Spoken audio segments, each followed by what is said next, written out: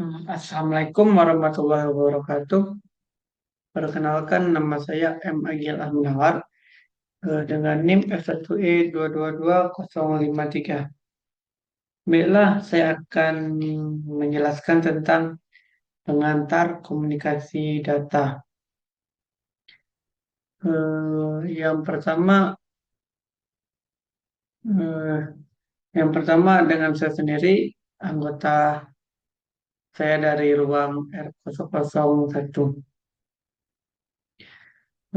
Saya akan menjelaskan apa itu makna komunikasi data. Apa itu makna komunikasi data? Ialah makna kata komunikasi. Komunikasi itu terbagi berbicara atau bertukar informasi. Kalau data ialah, nah saya akan menjelaskan komunikasi dan data. Komunikasi itu berbicara atau bertukar informasi, dan data ialah informasi yang dipertukarkan antara dua atau lebih perangkat. Di sini ialah definisi komunikasi data.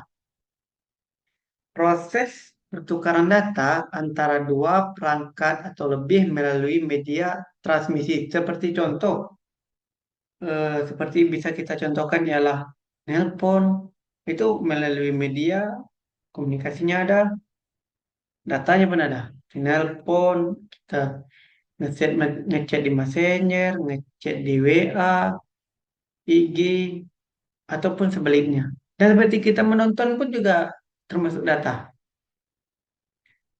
orang tersebut. Nah, komponen komunikasi data ialah terbagi menjadi 6, yaitu sumber code, pemancar, habis itu media pemancar ialah transmitter, media transmisi, penerima receiver, tujuan, dan protokol. Bila di sini saya akan menjelaskan satu-satu. Yang pertama ialah komponen komunikasi data. Satu, ialah sumber code. Sumber perangkat yang menghasilkan data untuk ditransmisikan. Contoh, komputer, laptop, handphone, dan lain-lain sebagainya. Dan lain-lain. Ah, dan datanya ialah teks, teks, bisa berupa gambar, bisa berupa audio, dan bisa berupa video. Ah, ialah yang kalau menurut saya adalah sumber code ini ialah input kita menjalani komunikasi data tersebut. Inputnya ialah source. Nah, yang kedua, pemancar. Seperti yang kita ketahui adalah pemancar atau transmitter adalah perangkat yang berfungsi mengubah informasi seperti suara, gambar, atau data menjadi sinyal elektromagnetik. Seperti kita di HP contohnya pakai VN, voice note, the radio, televisi, atau bisa router WiFi. Itu ialah pemancar yang kita ngomong bisa menjadi sinyal elektromagnetik.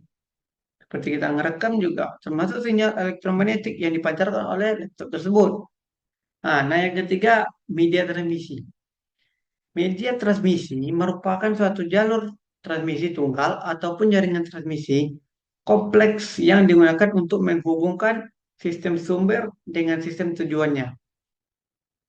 Jenis-jenis media transmisi ialah kabel, seperti wireless, kabel tembaga, whisper, atau kabel serat optik. Dua nirkabel, contoh kabel Wi-Fi, ah, atau gelombang radio, gelombang mikro, gelombang inframerah. Dan seperti contoh yang eh, saya ketahui ialah gelombang pendeteksi detak jantung. itu juga menggunakan gelombang seperti nirkabel berikut. Hmm, ah, ialah tiga media transmisi. Sistem transmisi data ialah terbagi menjadi tiga. Yang pertama simplex, half duplex, full duplex. Ialah simplex ialah kita sendiri yang bisa mengomong ke suatu tempat tersebut. Sementara satu tempat tersebut hanya bisa mendengar. Itu ya lain. Bukan simplex. Kalau hal the flag harus kita ngomong nih. Aku ngomong satu. Nah, maka yang di situ diam.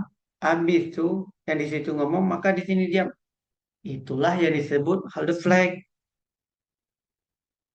Yang ketiga full the flag yang paling sempurna di antara tiga-tiga tersebut. Kenapa saya bilang itu? Karena full the flag ini ialah seperti kita menelpon, saya ngomong dan orang tersebut ngomong.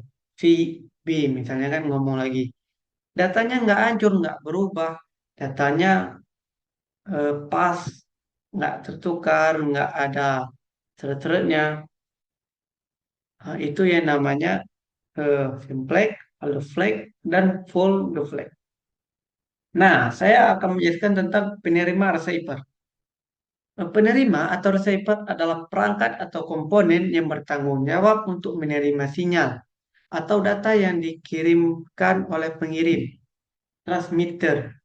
Receiver mengubah sinyal yang diterima kembali ke bentuk aslinya, sehingga diproses atau digunakan oleh perangkat penerima.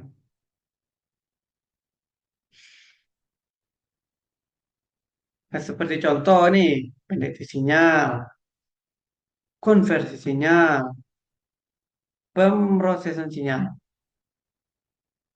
Nah, yang kelima adalah tujuan.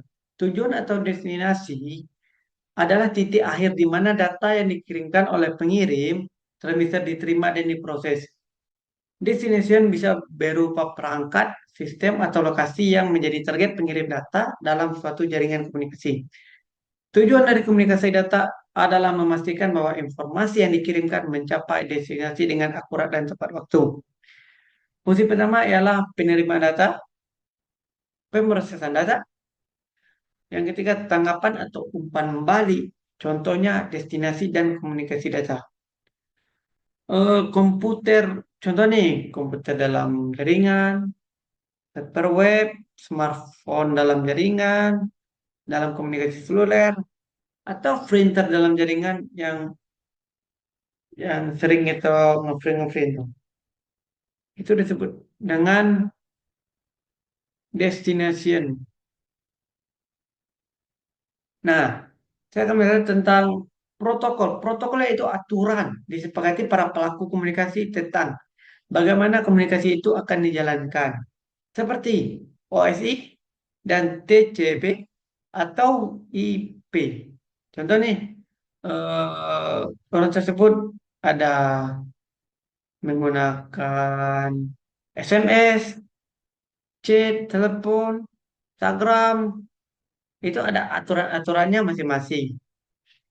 Nah, seperti contoh kita ketahui ialah yang dahulu komunikasi ini nggak sebagus sekarang ya, loh.